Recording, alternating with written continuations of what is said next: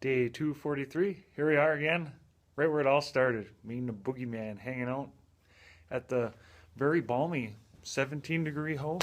And you can see all of the advancements and the improvements that have happened over the last 243 days, which is nothing. Pretty nice looking place. Move in ready. Just needs a little bit of wax on the floor. And it's like new. Yay. Some of the things I was talking about the other day was how your stuff that gets damaged is covered under your direct structure coverage.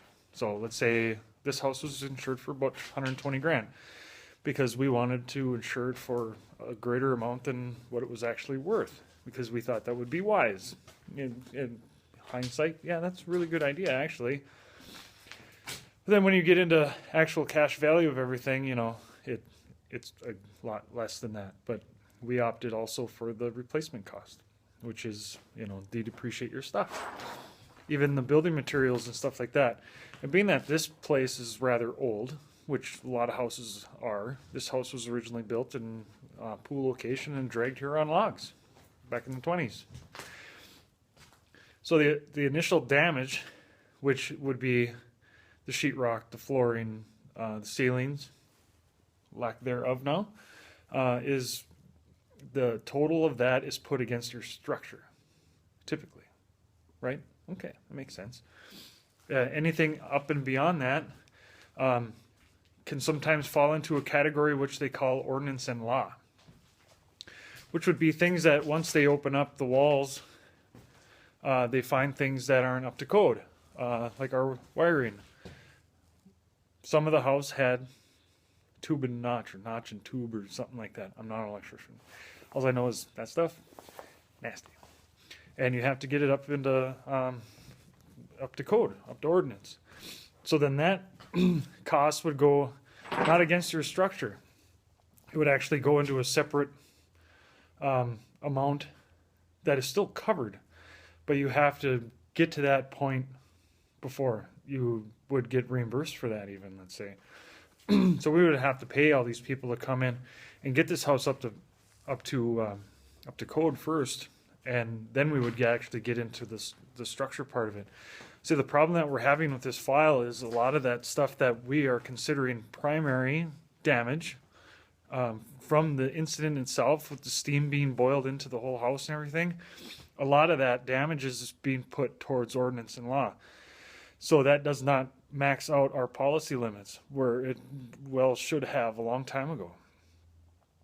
Long time ago. Their preferred vendor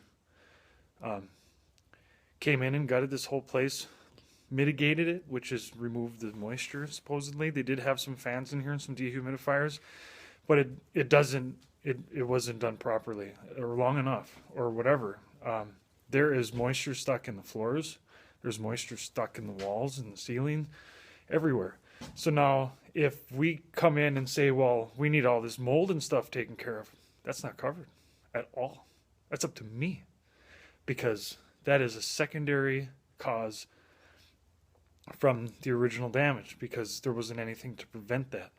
And there is a clause in my insurance policy that says they don't cover mold at all, ever.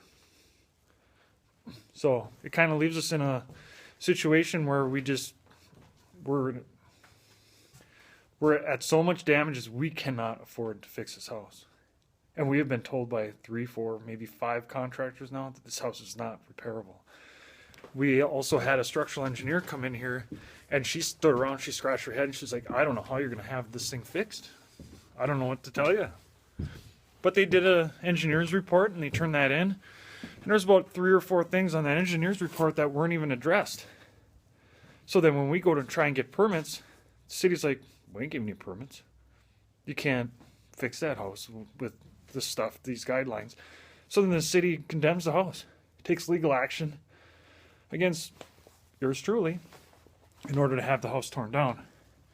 So that's kind of the limbo we're sitting in right now, where they won't take the actual damages that was really legitimate damages to the house from the incident, and they're putting that in ordinance and law.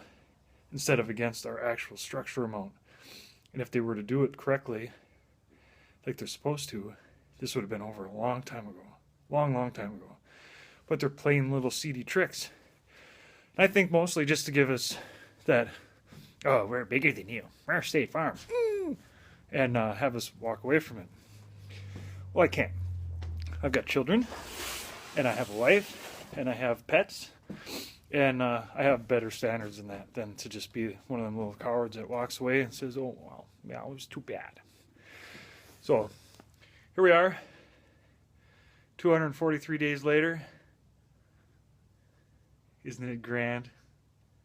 Yeah.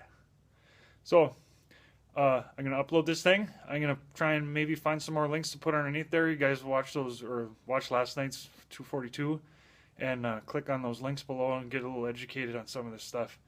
I hope this kind of sort of made sense. My hand's freezing. See ya.